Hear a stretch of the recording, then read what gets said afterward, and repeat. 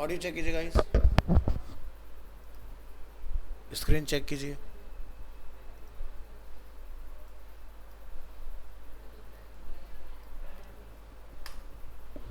आज हम लोग देखेंगे नोड के अंदर माइस्क्यूएल। माइस्क्यूएल ऑलरेडी आप लोग यूज टू हैं, ठीक है।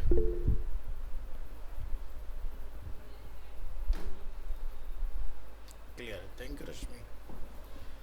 सो Node.js can be used in database application and one of the most popular database in MySQL। तो देखो डेटाबेस में जो सबसे ज़्यादा पॉपुलैरिटी अगर किसी ने गेन की है और या सबसे ओल्डेस्ट अगर हम लोग कह सकते हैं विच इज़ MySQL।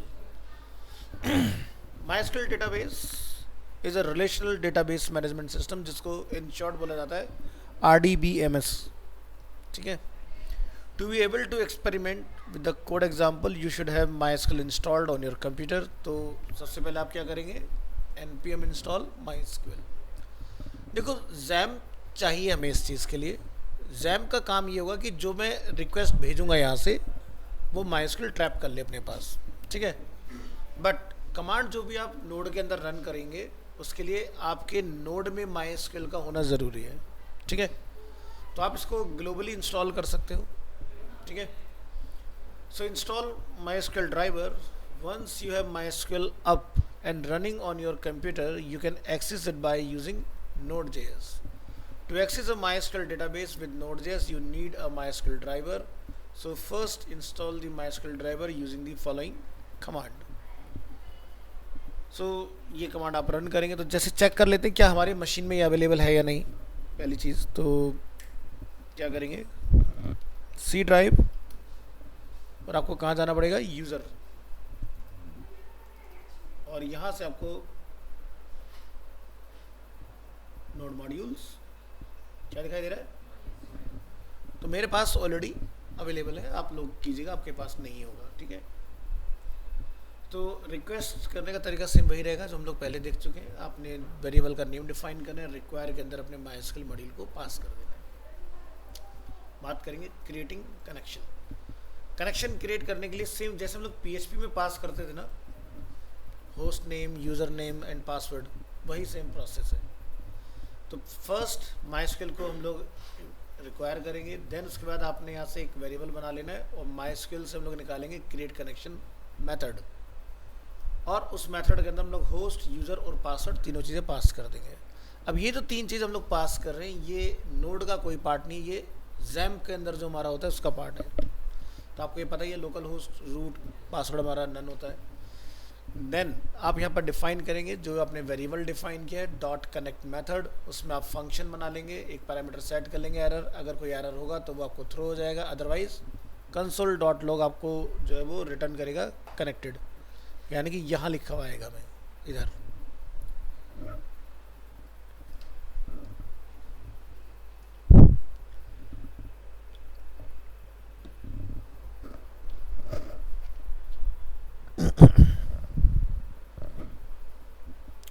ठीक है,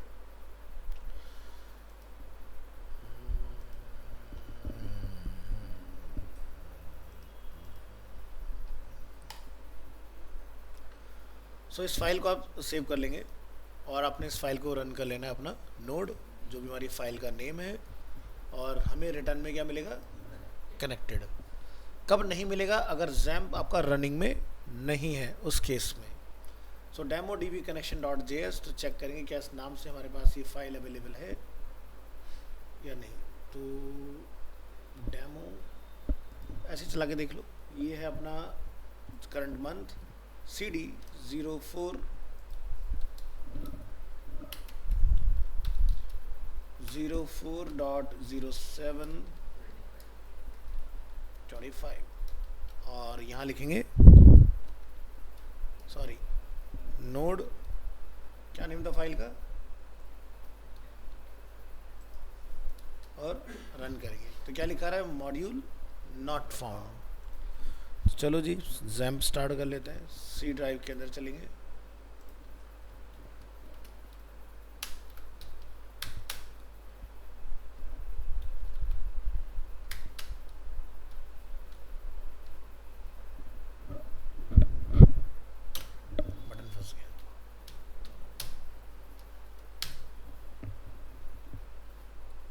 टास्क को स्टार्ट कर लीजिए।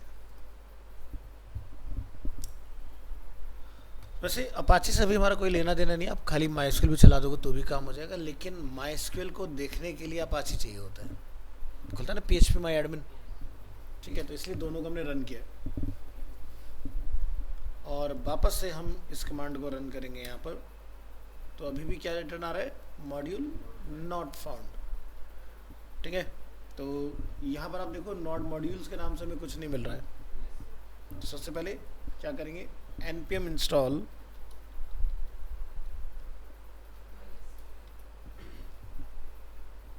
हो गया। अब ट्राई करके देखेंगे, लिखा आ रहा है नॉट फाउंड, यानी कि फाइल की बात आ रही है, यानी कि डेमो के नाम से हमें कोई फाइल इसमें नहीं दिखाई दे रही है। तो बनाइए एक फाइल जिसका नेम होगा, और इसको यहाँ पर स्टोर कर लो, और ये हमारा एक छोटा सा कोड है, इसको यहाँ पर पास कर लो, सेव करेंगे, फिर से चेक करेंगे, इस बार हमें क्या लिखा रहा है, कनेक्टेड। तो जैम्प को बंद करके देखें कि क्या तब भी आ रहा है कि नहीं आ रहा है।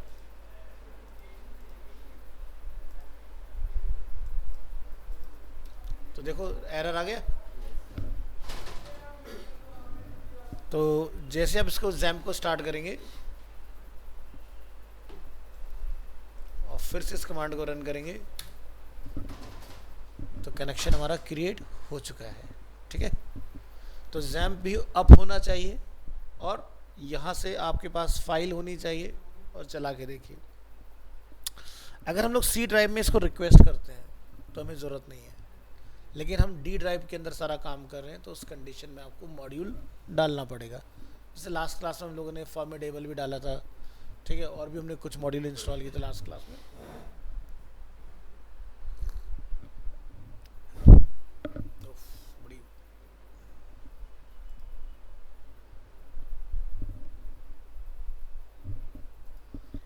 कनेक्शन का काम हमारा कंप्लीट। अब क्वेरी करेंगे डेटाबेस को। Use SQL statements to read from or write to a MySQL database. This is also called query to query the database. देखो दो तरीके हैं, आपको PHP में हमने ऐसे ही पढ़ाया था जैसे हम लोग नोड के अंदर पढ़ रहे हैं। एक तो तक सब कुछ आप कमांड के थ्रू चला लो, या फिर आप डायरेक्ट वहाँ से भी अपना सारा काम कर सकते हो, ठीक है। The connection object created in the example above has a method for querying the database. तो जैसे एग्जाम्पल के तौर पर हम यहाँ से कुछ क्वेरी चला रहे हैं कि select all data from customers, अगर होगा तो सेलेक्ट होगा, अदरवाइज नहीं होगा, ठीक है। तो हमें क्वेरी क्यों आना चाहिए, क्योंकि जब आप प्रोडक्शन में जाओगे जॉब करने के लिए, तो हो सकता है कि जो DBMS मैनेजर हो वो आपको उस तरह से एक्सेस ना दे, जैसे कि अभी आप चलाते हो अपना, कि लोकल होस्ट में गए, PHP में एडमिन लिखा और पूरा एडमिन का एक्सेस आपके पास आ गया। तो वहाँ पर आप अगर कुछ ऐड करके आना चाहते हो तो भी उसके लिए क्वेरी चलानी पड़ेगी। डेटाबेस में कोई टेबल बना के आना चाहते हो तब भी आपको क्वेरी चलाना आना चाहिए, क्योंकि आपको जब उसका फ्रंट एंड एक्सेस मिलेगा नहीं, तो क्वेरी ही एकमात्र जरिया बचता है जिसके थ्रू आप उसके अंदर क्रिएट, रीड, अपडेट, डिलीट वो सारे काम करके आ सकते हो। अच्छा एक चीज़ बताओ, क्वेरी से याद आया, मान लो कोई टेबल आपके पास ऑलरेडी बना हुआ है, ठीक है, और उसमें आपने कुछ ऐड करना है, इंसर्ट की बात नहीं कर रहा हूँ, टेबल में ही कुछ ऐड करना है, तो क्या क्वेरी चलाते हैं? हाँ, कोई फील्ड हो सकता है, मुझे एक नया फील्ड ऐड करना है, जैसे कि भाई नेम, जेंडर, इस तरह से हमारे पास कॉलम्स हैं वहाँ पर, लेकिन मुझे एक और उसमें ऐड करके आना है, तो क्या करोगे?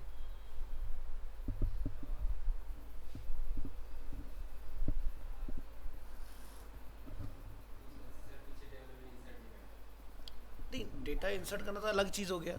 हम बात करें कि टेबल जो बनी हुई है उसी में हमें कुछ और नया फील्ड ऐड करना है, तो कैसे करोगे? क्वेरी के थ्रू।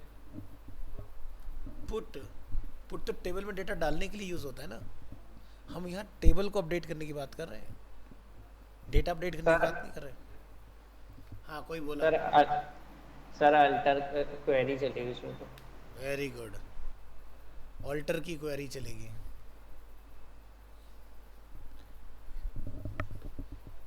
तो तुमने ऑल्टर से क्या क्या बनाया साहिल? सर मैंने बाद में जो जैसे वो थे ना सर, वो कॉलम ऐड करे थे जब देखा था नेट पे। अच्छा।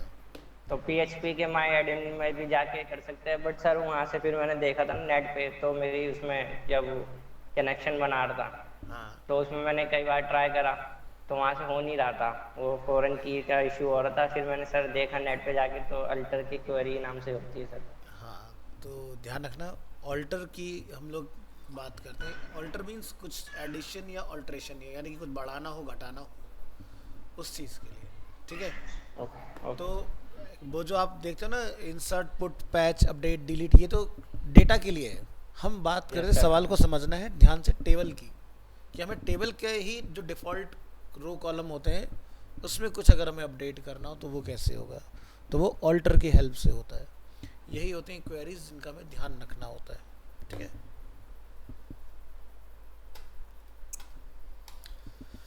तो ठीक है, तो यहाँ पर हमने जैसे कनेक्ट किया हुआ है, अगर कोई एरर है तो वो हमें थ्रो करेगा, कंसोल में हमें कनेक्टेड रिटर्न आएगा। हम यहाँ से कमांड रन करें भाई, select all data from customers, और क्वेरी के अंदर हम लोग एसक्यूएल वेरिएबल को कॉल कर लेंगे।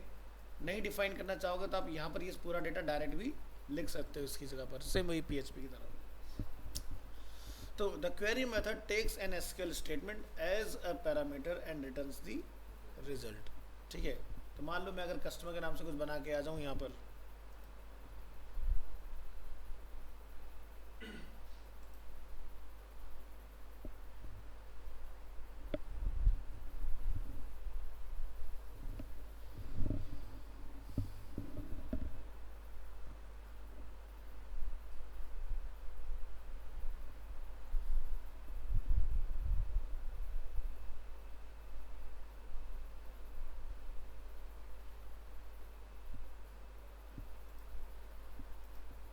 अब ये बताओ यहाँ पर कस्टमर टेबल है या डेटा है, वो डेटाबेस है?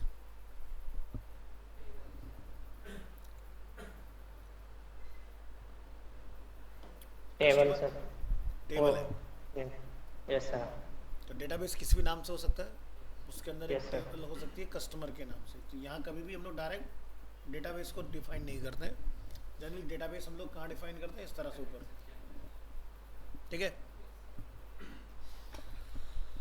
चलो, तो सबसे पहले एक डेटाबेस बनाने का तरीका देखेंगे कि डेटाबेस कैसे बनाया जा सकता है। Creating a database, to create a database in MySQL use the create database statement, ठीक है। ये क्रिएट करने की बात हो रही है। तो यहाँ पर आप देखोगे अभी कोई डेटाबेस नहीं है हमारा, क्योंकि अभी हम लोग क्रिएट करने जा रहे हैं। तो आपने लिखना है क्रिएट डेटाबेस, और उसका नेम क्या रखना चाह रहे हो, न्यू डीबी, और रिटर्न क्या आएगा, मैं डेटाबेस इज क्रिएटेड। तो एक फाइल हम लोग यहाँ पर बनाएंगे,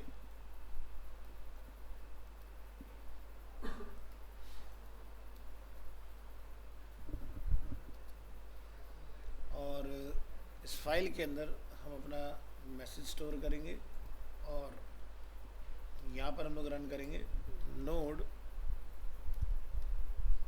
फाइल का नेम और रन। क्या लिखा है, कनेक्टेड और डेटाबेस क्रिएटेड।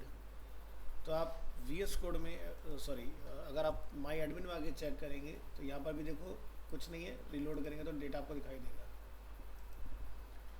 बन गया न्यू डीबी।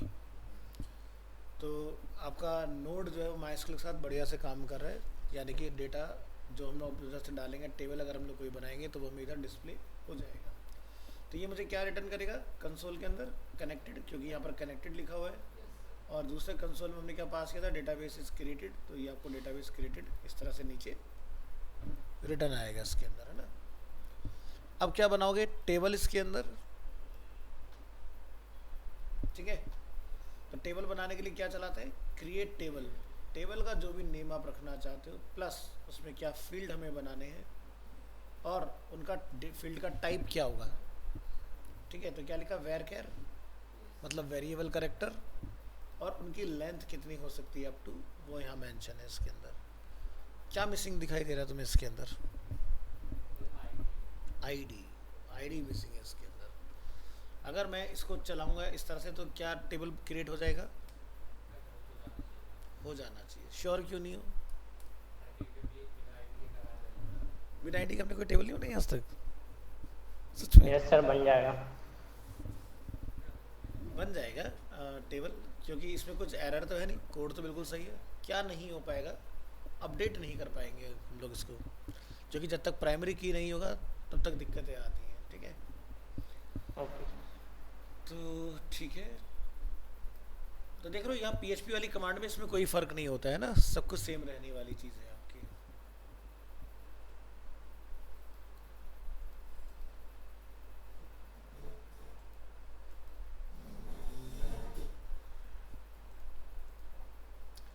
अब देखो ऊपर क्या चेंज आया पहले वाले में और इसमें। यहाँ पासवर्ड पर ओवर हो गया था, यहाँ पर डेटाबेस हमने ऐड कर लिया जिसका नेम क्या है, न्यू डीबी। और न्यू डीबी के अंदर हम लोग अपना टेबल क्रिएट करके आ रहे हैं। तो यहाँ से करेंगे स्टॉप और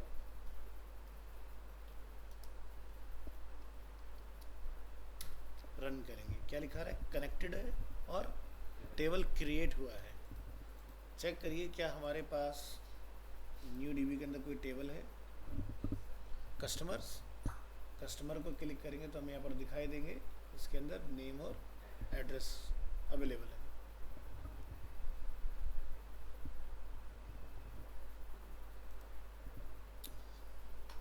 अब टेबल बना दिया, लेकिन भूल गए कि हमें इसमें प्राइमरी की सेट करनी थी, ठीक है? When you create a table, you should also create a column with a unique key for each record. This can be done by defining a column as integer auto increment primary key, which will insert a unique number for each record starting at 1 and increased by 1 for each record. ठीक है? तो आपने notice किया होगा हर बार उसके अंदर एक जो है वो ऐड होते जाता है। अब हमारे केस में क्या है, टेबल तो बन चुका है हमने, लेकिन कायदे में हमें ऐसा कुछ चलाना था। तो ये तो अब नहीं चलेगा, अगर आप इसको चलाने जाओगे तो ये आपको एरर थ्रो कर जाएगा उस केस में। तो इसका तरीका क्या है? क्रिएट प्राइमरी की on an existing table. Table हमारे पास एग्जिस्ट कर रहा है जिसमें प्राइमरी की मिसिंग है। तो क्या चला रहे हैं हम कमांड? ऑल्टर टेबल, ठीक है? तो यहाँ पर ऑल्टर टेबल में हम टेबल का नेम बताएंगे। क्या बोलेंगे? ऐड कॉलम, नेम होगा आईडी, टाइप रहेगा इंटीजर, ऑटो इंक्रीमेंट और प्राइमरी की। ऐसा करने से मेरा एग्जिस्टिंग टेबल जो है वो अपडेट हो जाएगा। देखो ये वैसा नहीं दिख रहा जैसा PHP में टेबल दिखता था, है ना? अब इसका लुक देखो चेंज हो जाएगा जैसी आईडी हम लोग इसमें ऐड करेंगे। हमने इस लाइन को किया कॉपी और इसी फाइल में मैं जाके इसको अपडेट कर रहा हूँ। Ctrl+C से स्टॉप करेंगे, फाइल को सेव करेंगे और रन करेंगे। तो देखो यहाँ पर क्या लिखा है, डेटाबेस ऑलरेडी एग्जिस्ट कर रहा है, ठीक है, इसके अंदर। और यहाँ आके ज़रा एक बार रिलोड करिए तो इसमें इसने कुछ अपडेट हमारा किया नहीं किया, क्या दिक्कत है एक बार ज़रा चेक कर लेंगे। फाइल सेव नहीं थी क्या हमारी? सेव तो है। Can not create database, new dB database exist, ठीक है। हमारी इसमें ऑल्टर गई क्या? ये कमांड तो ऑल्टर गई।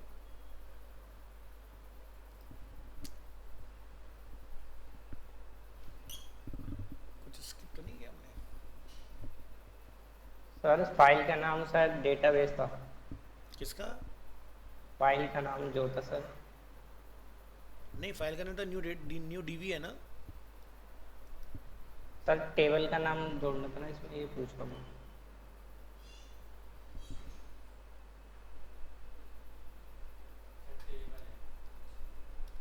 ये हमने गलत चलाई। अब क्या लिखा है? Table altered. देखो आईडी वाला फील्ड ऐड हो गया इसके अंदर। अब जैसे इसमें आपको डेटा वगैरह अपना इंसर्ट वगैरह करोगे, खैर वो भी हम क्वेरी से करेंगे, इसको हम लोग यहाँ से नहीं करेंगे। इंसर्ट इनटू पता ही आपको already. To fill a table in a MySQL use the insert into statement. तो insert into टेबल का नेम, कौन से फील्ड हैं जिसमें आप डेटा डालना चाह रहे हैं, क्या वैल्यू ऐड करना चाह रहे हैं, वो आपने इसमें जाके बता देना है। आईडी को डिफाइन नहीं करते क्योंकि उसमें ऑटो इंक्रीमेंट लगा हुआ है।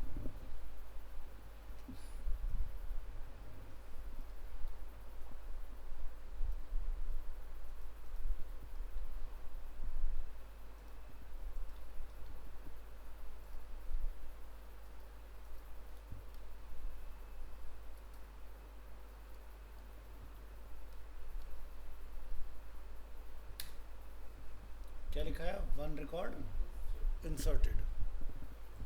रिफ्रेश करके देखिए क्या रिकॉर्ड यहाँ पर क्रिएट हुआ।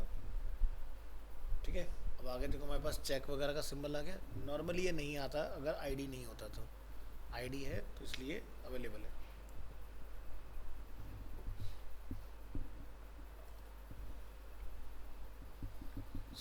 इस तरह से हमें कुछ यहाँ पर मैसेज रिटर्न आया, connected and one record inserted. क्या हो कि मल्टीपल वैल्यू में वन गो में ऐड करने हो। To insert more than one record make an array containing the values and insert a question mark in the SQL which will be replaced by the value array. So आप लिखेंगे insert into customer name address, लेकिन value पर आपने question mark लगा देना है। इसका फ़ायदा क्या होगा, हम चाहें तो डायरेक्ट भी डेटा डाल सकते हैं। अगर ये लगा दोगे तो SQL इंजेक्शन नहीं होगा, यानी कोई भी हमारे वेबसाइट को हैक नहीं कर पाएगा, डेटाबेस को क्रैश नहीं कर पाएगा। तो हम यहाँ पर क्या करेंगे, इसको इस तरह से छोड़ देंगे और वैल्यूज़ का हम बनाएंगे एक एरे, और उसके अंदर हम अपना एरे बना के सिंगल कोट में अपनी वैल्यू या डबल कोट में अपनी वैल्यू को आप स्टोर करा दोगे। तो वन गो में हम सारा का सारा डेटा इंजेक्ट कर पाएंगे इसके अंदर। तो ट्राई करके देखेंगे इस फाइल को, और इसका नेम रहेगा demo DV insert multiple. File को सेव एज करेंगे और यहाँ पर अपना डेटा जो है वो कॉल करेंगे। ठीक है, तो सिंगल वैल्यू है तो आप डायरेक्ट लिख के डाल सकते हो ब्रैकेट के अंदर, जो कि हमने प्रीवियस एग्जांपल देखा था। फाइल को करेंगे स्टॉप, रन करेंगे।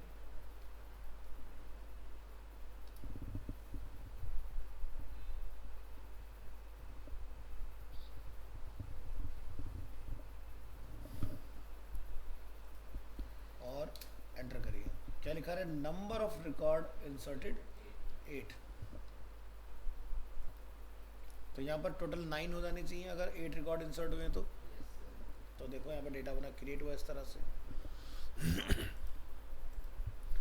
तो यहाँ पर क्या है, हमने एक कंसोल कराया message number of record inserted result dot affected rows. ये प्री डिफाइन है। ठीक है, अगर वहाँ भी ट्राई करोगे वहाँ भी काम करेगा। ठीक है, PHP वगैरह के अंदर। तो 8 जो रो है हमारे वो अफेक्ट हुए, इसलिए हमें डेटा मिल गया 8 रिकॉर्ड इंसर्ट हुए हमारे।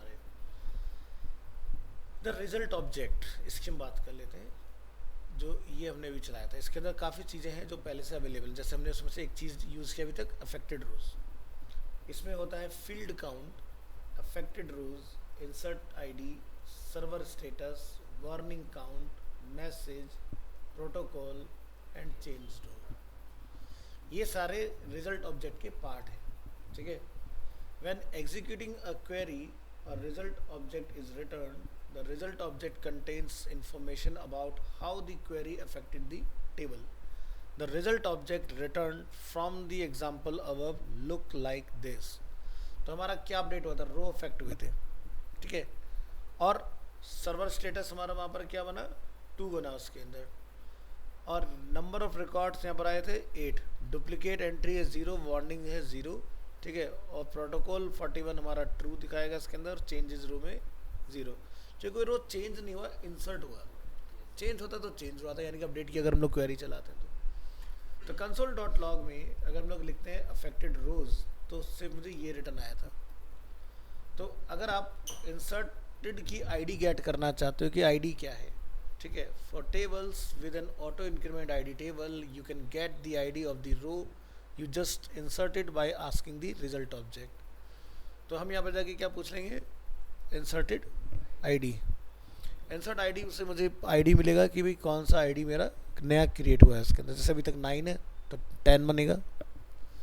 तो यहाँ से हम इसको करेंगे कॉपी और एक न्यू एंट्री हम लोग बना रहे हैं यहाँ पर।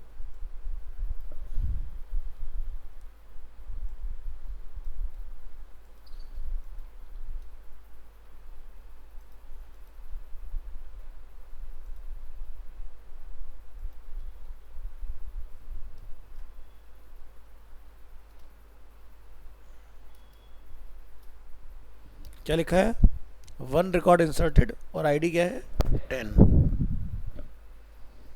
ठीक है, तो ये हमने निकाला रिजल्ट डॉट इंसर्ट आईडी, जो हमने अभी थोड़ी देर पहले ऊपर देखे थे यहाँ पर ऑप्शन। तो इस तरह से अलग अलग ऑप्शन को आप इसमें ट्राई करके देख सकते हैं। अब डेटा हमारा पीछे जा चुका है, तो डेटा सेलेक्ट करने की बात करते हैं, फैच कराने की। मतलब अभी हम लोग इसको फ्रंट एंड में नहीं लाएंगे, सिर्फ कंसोल करेंगे। फ्रंट एंड में लाने के लिए आपको मिडिलवेयर चाहिए होगा express.js, अगर ब्राउज़र में दिखाना चाहते हो तो। अभी वो MySQL ख़त्म करने के बाद देखेंगे। सो Node.js MySQL select from a table to select data from a table in MySQL use the select statement।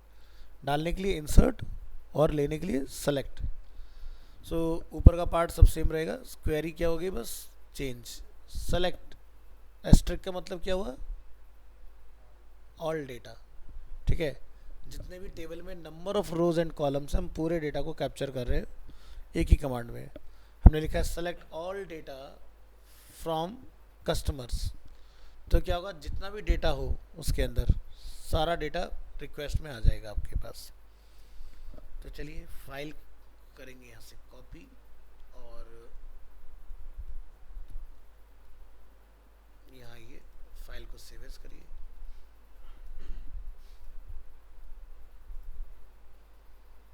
इसको स्टॉप करिए।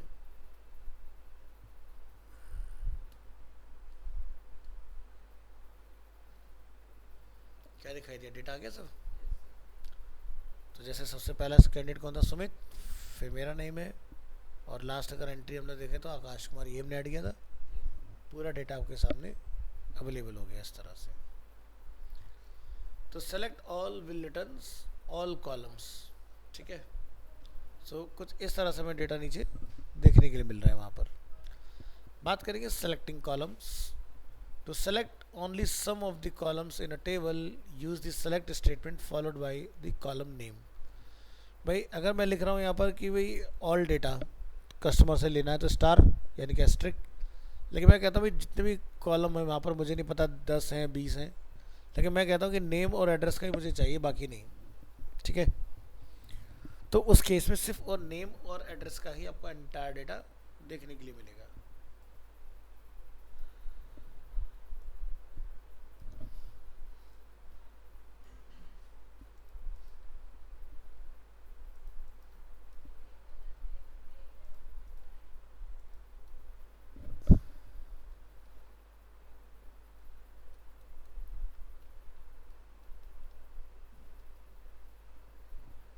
ठीक है, तो क्या लिखा रहा है यहाँ पर, नेम और एड्रेस।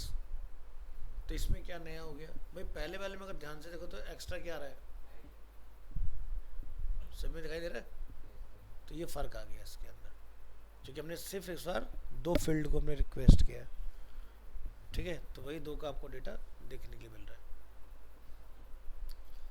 द रिजल्ट ऑब्जेक्ट, वापस की बात करते हैं। As you can see from the result of the example above, the result object is an array containing each row and column.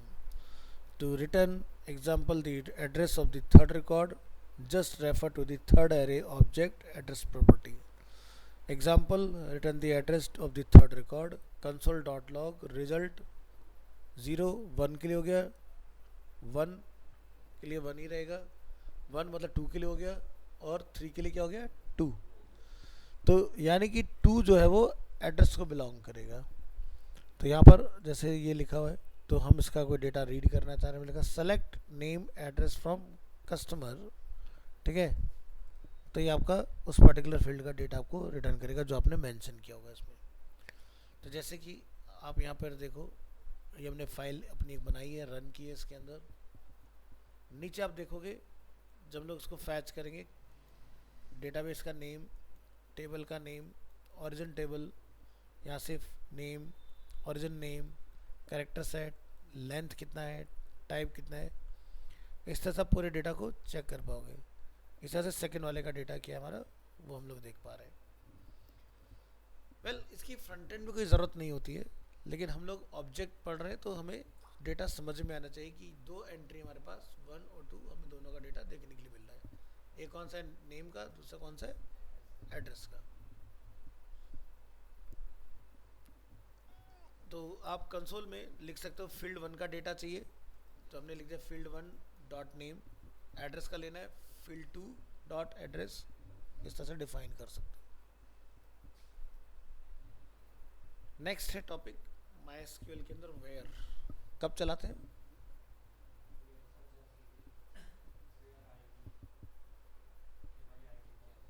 ठीक है, तो इसको और थोड़ा सा आसान बनाओ।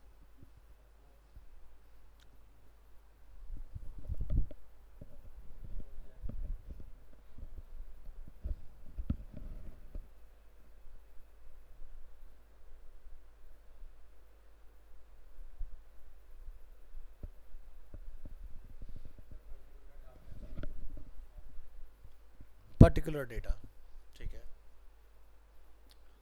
तो कुछ ऐसा हो सकता है भी, मान लो मेरे पास इस सेंटर के अंदर दिल्ली से बहुत सारे बच्चे पढ़ रहे हैं, तो दिल्ली तो कॉमन नेम हो गया, दिल्ली या न्यू दिल्ली। तो डेटा रिफाइन कैसे किया जाए, ठीक है। अब जैसे तुम साउथ दिल्ली में रहते हो, ये ईस्ट दिल्ली में रहता है, लेकिन कॉमन चीज़ क्या है दिल्ली। आकाश को कैसे ढूंढोगे, तो क्या क्वेरी चलाओगे। जैसे तुम दोनों दिल्ली से ही हो, तुम हो साउथ दिल्ली से, ये है ईस्ट दिल्ली से, तो मुझे आकाश को ढूंढना है, तो क्या क्वेरी होनी चाहिए।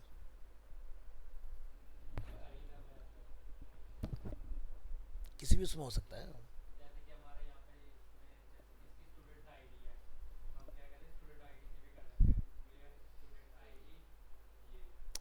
करेक्ट, ठीक है। तो स्टूडेंट आईडी क्या होगी, बिल्कुल यूनिक होगी। अब मैं अगर कोई क्वेरी चला रहा हूँ कि भाई आकाश को ढूंढो दिल्ली के अंदर, बहुत सारे आकाश होंगे, मैं बोलता हूँ कि भाई आकाश का कोई स्पेसिफिक पिन कोड होगा उस पर ढूंढो, तो भी बहुत सारे हो सकते हैं, ठीक है। क्योंकि अगर गवर्नमेंट के डेटाबेस में जाओगे फिर तो भर भर के आकाश मिलेंगे, ठीक है। अरीना के डेटाबेस होगा फिर भी थोड़े कम हो जाएंगे आकाश, ठीक है। तो आकाश एक नॉर्मल नेम हो गया। तो कैसे ढूंढा जा सकता है, जैसे इसका बुकिंग कंफर्मेशन इज़ यूनिक, या इसका स्टूडेंट आईडी इज़ यूनिक, या जिस रो में ये है वो रो यूनिक है, या इसका नंबर जो है वो यूनिक है, या इसकी जो ईमेल है वो यूनिक है। कई बार ऐसा होता है बहुत सारे केसेस में कैंडिडेट का नेम, सर नेम भी कॉमन हो जाता है, और तब बहुत दिक्कतें आती हैं। तो इसलिए डेटा शॉर्टिंग के अंदर, फैचिंग के अंदर हम इस चीज़ का ध्यान रखते हैं, कभी भी इन चीज़ों का इस्तेमाल ना करें। अब वो चीज़ पकड़ो, जैसे फ़ोन नंबर सबका अलग ही होगा, सेम तो हो नहीं सकता, उसके बेसिस पर आप फिल्टर कर सकते हो। सही है, यस सर, सही बात है। सही बात है एकदम। चलो यस सर। साहिल ने बोल दिया तो सही है। और कहाँ लगता है फिर सर, यानी कि अपडेट करने में और इंसर्ट करने में भी लगेगा सर। इंसर्ट करने में पर्टिकुलर आईडी को इंसर्ट करना, सिनेरियो बताओ कुछ।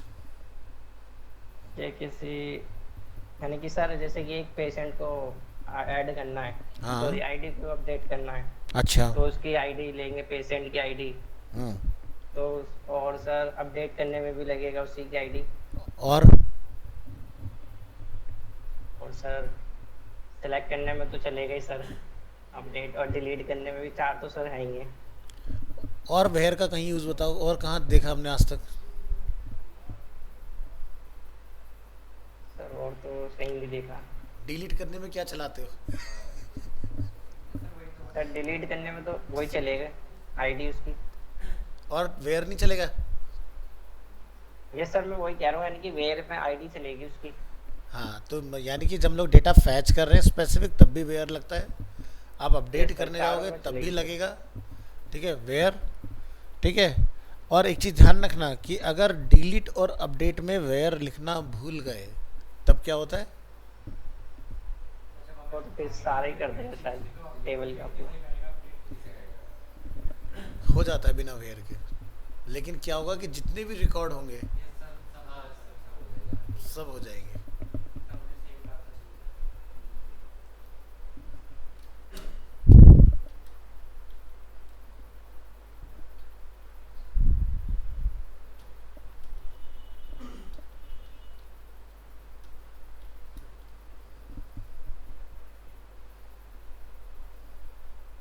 शायद कुछ मिल जाए देखने के लिए।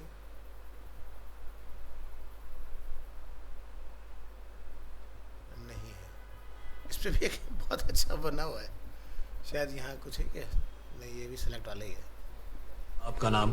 Bhajanlal. How do you pronounce this? Do you pronounce it my? What is the difference between चलो टाइम वेस्ट नहीं करते, टॉपिक पे आते हैं। तो ये हमें पता चल गया फिल्टर। तो यहाँ पर देखो एक क्वेरी हम लोग रन कर रहे हैं, select all data from customer where name equal to Akash Kumar. लेकिन हम याद क्या बोले, ऑल डेटा। तो हम जितने भी आकाश है सबको फिल्टर करके निकालना चाह रहे हैं उस कंडीशन में, ठीक है, कि भाई मेरे को अरीना के रिकॉर्ड में पता करना भाई आकाश नाम के कितने लोग हैं, तो ठीक है उस कंडीशन में। लेकिन अगर मैं आकाश कुमार के बेस पर अपडेट करने की क्वेरी चलाऊंगा तब क्या होगा, सारे ही आकाश कुमार अपडेट होंगे, है ना। तो उस कंडीशन में हमें कुछ यूनिक पर जाना पड़ेगा, जैसे भी आकाश का फ़ोन नंबर यूनिक हो सकता है, आकाश की रो आईडी यूनिक हो सकती है, उसका ईमेल के बेसिस पर हम लोग जा सकते हैं, इस तरह से। So when selecting records from a table, you can filter the selection by using the where statement. तो आकाश कुमार के नाम से हमारे पीछे देखो एंट्री यहाँ बनी होगी कोई, तो डेटा मिलेगा। फिलहाल इसमें आकाश कुमार के नाम से कोई एंट्री नहीं है, तो चलो ट्राई करके देखते हैं।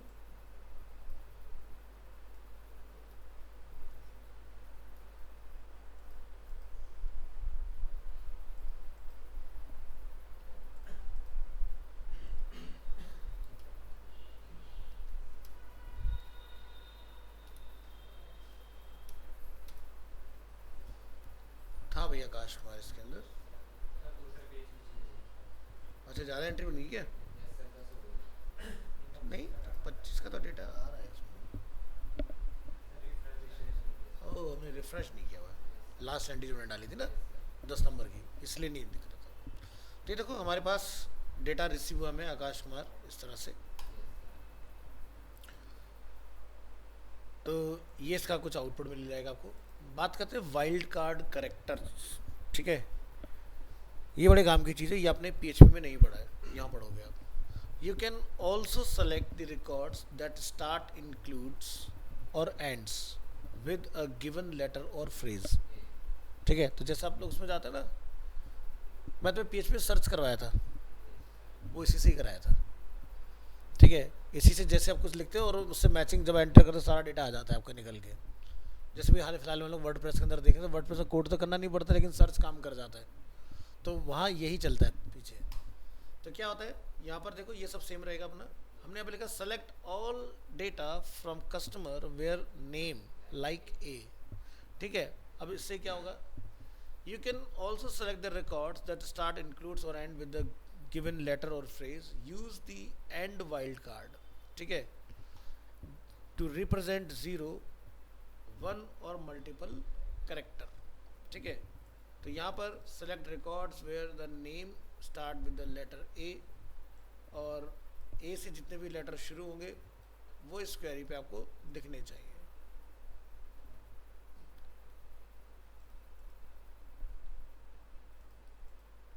सेव करिए, Ctrl+C से स्टॉप करिए।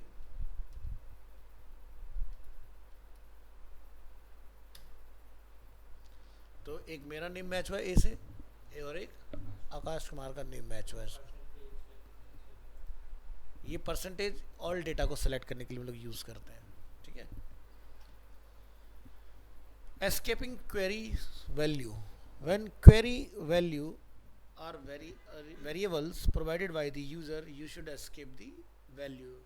This is to prevent SQL injections, which is a common web hacking technique to destroy or misuse your database.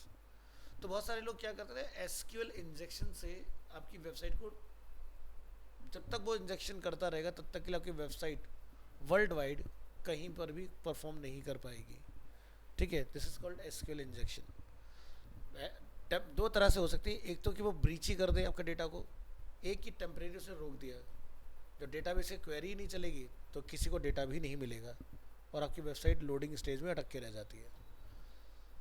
तो यहाँ पर आप क्या लिखेंगे, select all data from customer where address equal to, ठीक है। हाँ जाओ, ठीक है। तो क्या लिखा, mysql डॉट एस्केप ADR, ठीक है। You can also use a question mark as a placeholder for the values you want to escape। हमने क्या लिखा इस बार, क्वेश्चन मार्क, इस तरह से, और जिस चीज़ को हम लोग एस्केप करना चाह रहे थे उसको हमने एरे में कॉल करा दिया। तो इसका जो अपग्रेडेड वर्जन है, जो बेटर अप्रोच है, वो ये वाला है। अब हो सकता है कि भी मल्टीपल हो। If you have multiple place holder, the array contains multiple value in that order, जैसे कि नेम और एड्रेस।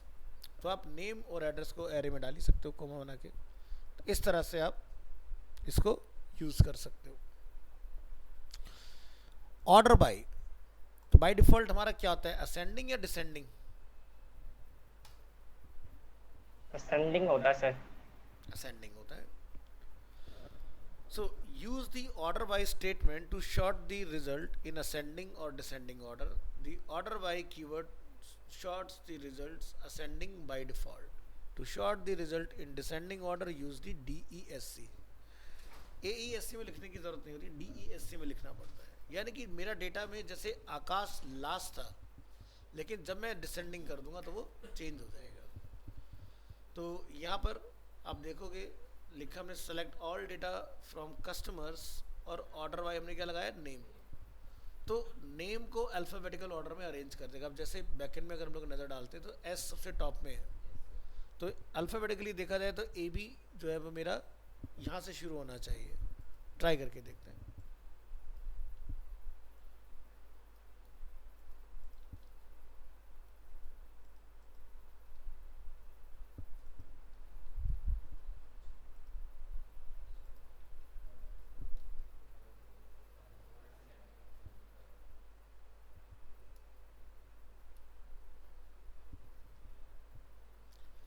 तो यहाँ डेटा चेक करते हैं।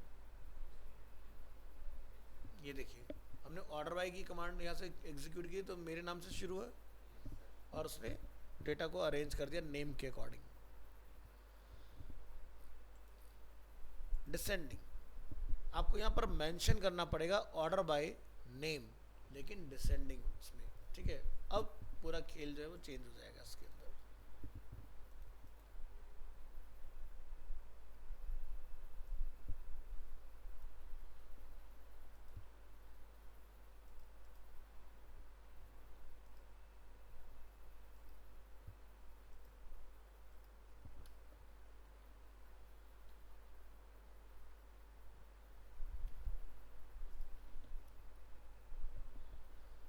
मेरा एंट्री सबसे लास्ट हो गया और जो वी है वो सबसे टॉप में आ गया, विनय, है ना।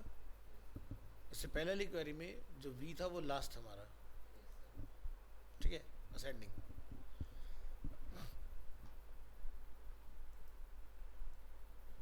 बात करेंगे डिलीट क्वेरी।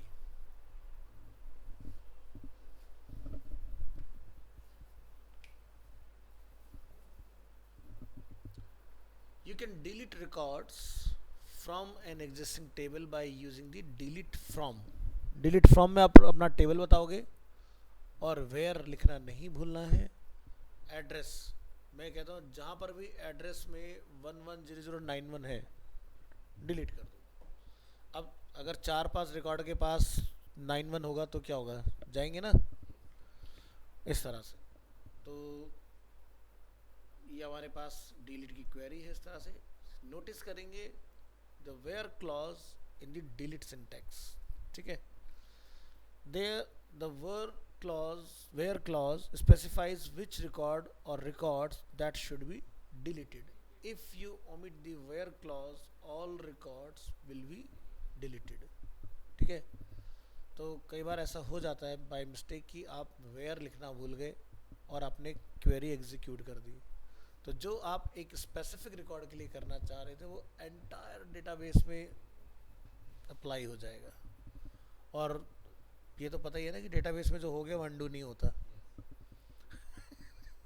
तो एक बहुत अच्छी प्रैक्टिस मानी जाती है कि कभी भी कुछ टास्क दिया जाए, चाहे तुम प्रो ही क्यों ना हो, बैकअप जरूर बना लो। नहीं पता एक छोटे से एरर की वजह से पूरा का पूरा डेटाबेस ही आपका कोलैप्स कर जाए, और जो इतने सारे आपके यूज़र्स होंगे जिनके अकाउंट्स होंगे वो बेचारे फिर लॉगिन नहीं कर पाएंगे। सो इसलिए बेस्ट प्रैक्टिस माना जाता है, कितना भी अच्छा हमें क्यों ना आता हो, लाइव में कभी नहीं, पहले कॉपी फिर ख़राब करो, ठीक है, तो आप बचा पाओगे डेटाबेस को।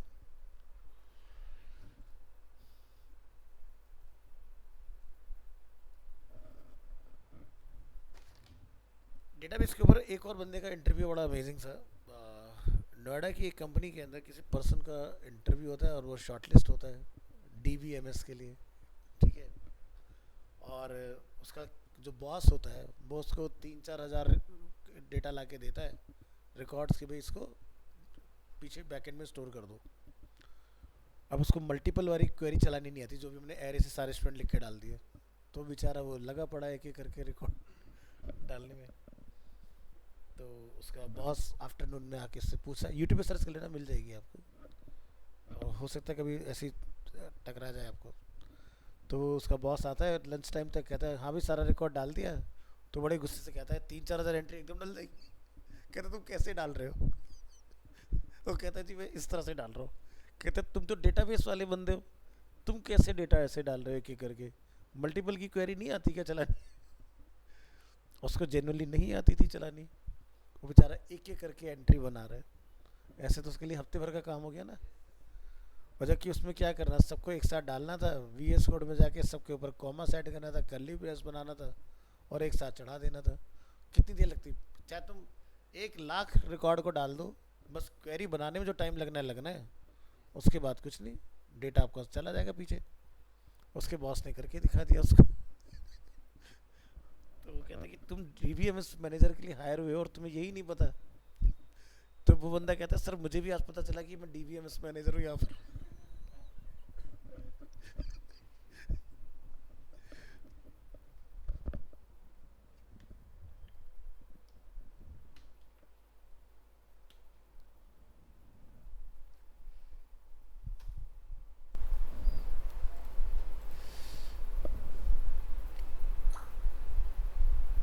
चलिए, तो हम पहले फाइंड आउट करेंगे क्या हमारे पास कोई 9-1 है इसके अंदर, जैसे कि नहीं हमें दिखाई दे रहा कोई, तो हम एक कॉपी बना देते हैं टेस्टिंग के लिए,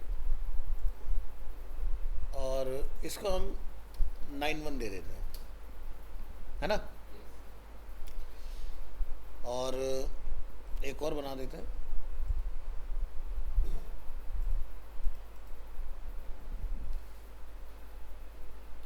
आकाश शर्मा कर देते हैं इसको, ठीक है।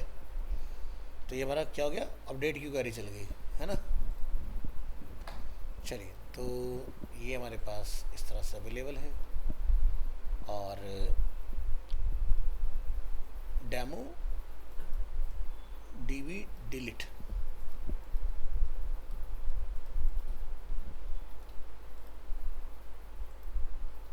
स्टॉप करेंगे।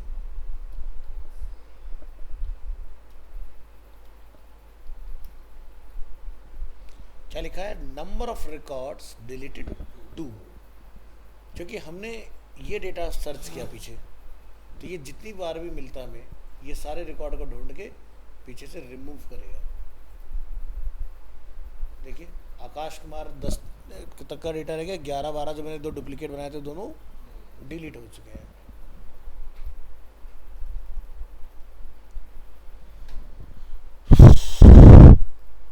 ड्रॉप टेबल, हम क्वेरी के थ्रू अगर टेबल बना सकते हैं तो क्वेरी के थ्रू टेबल को ड्रॉप भी करवा सकते हैं। You can delete an existing table by using the drop table. So delete the table customer सो यहाँ पर आपने क्या लिखना है, ड्रॉप टेबल, टेबल का नेम। इसके अलावा और हमें कुछ बताने की ज़रूरत नहीं है, और टेबल जो है आपका वो ड्रॉप हो जाएगा, यानी कि डिलीट हो जाएगा। तो आपको मैसेज मैं डिलीट नहीं कर रहा हूँ, ठीक है। इसी तरह से ड्रॉप ओनली इफ एग्जिस्ट, ठीक है, तब हो उस केस में। तो हम टेबल को डुप्लीकेट कर सकते हैं क्या? यहाँ जाएंगे,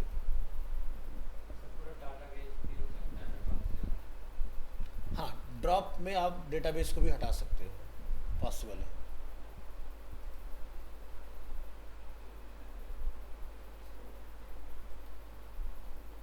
आप देख रहे हो, मैं कस्टमर की टेबल को कहीं पर भी पूरा का पूरा कॉपी करके लेके जा सकता हूँ, ठीक है।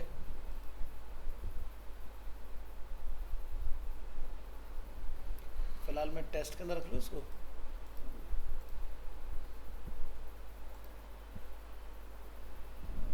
आगे हमारा यहाँ पर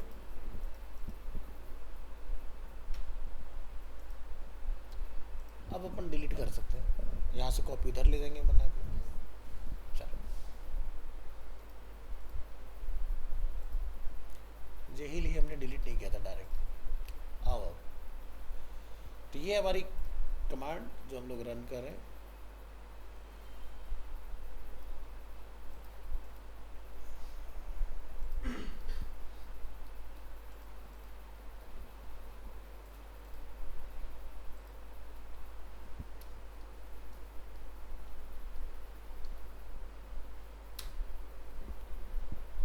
तो यहाँ से हमने रन किया इसको, ठीक है।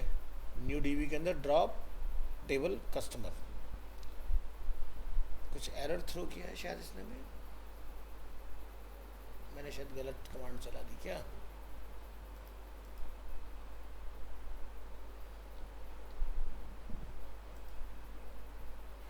हाँ, कस्टमर्स है,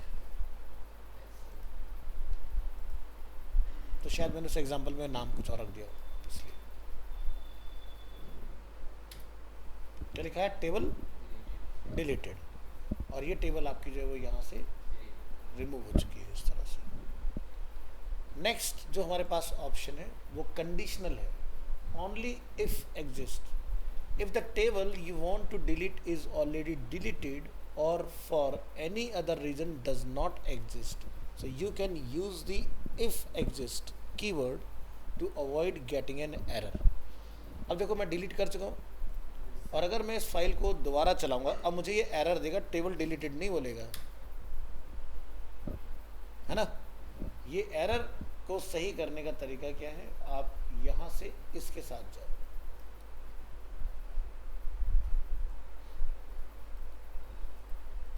फाइल सेव कीजिए, और यहां पर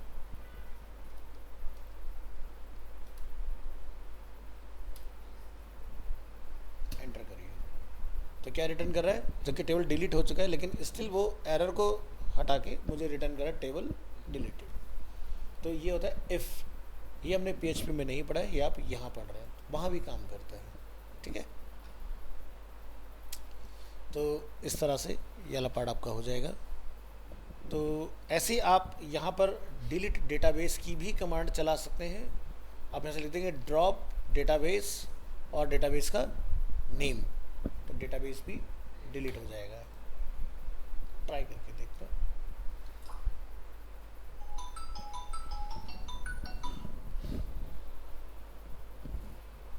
हेलो, हाँ जी, कहाँ पर थे हम लोग? ड्रॉप वाला हम लोग देखा था ना।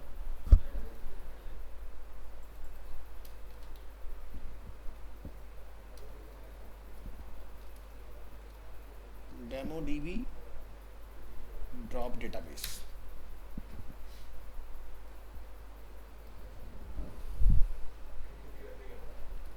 क्या नाम है हमारा डेटाबेस का? न्यू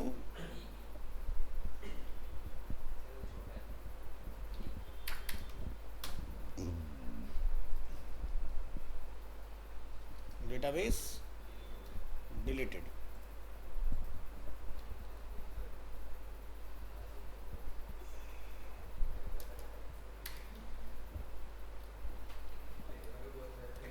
तो क्या रिटर्न आया हमें, डेटाबेस डिलीटेड। तो अगर हम लोग पेज को रिलोड करें तो ये मिसिंग होना चाहिए यहाँ पर। तो जब क्वेरी से बन सकता है तो डिलीट भी किया जा सकता है, तो सारे काम हो सकते हैं, ठीक है। लेकिन एक इंटरव्यू के लिए आपको इतना आना बहुत ज़रूरी है, ठीक है। अब ऐसा नहीं कि एसक्यूएल सिर्फ इतना ही होता है, एसक्यूएल इससे भी बहुत वास्ट है, लेकिन इतना अगर आता है तो बहुत बड़ी बात है। एसक्यूएल में बहुत कुछ किया जा सकता है।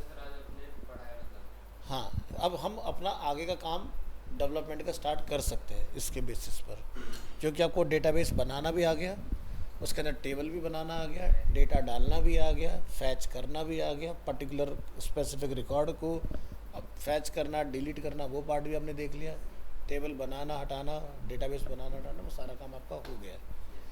तो जैसे एक कमांड जो थी जो आप भूले बैठे थे, ऑल्टरेशन वाला, अब वो ध्यान रखना, भूलना नहीं है।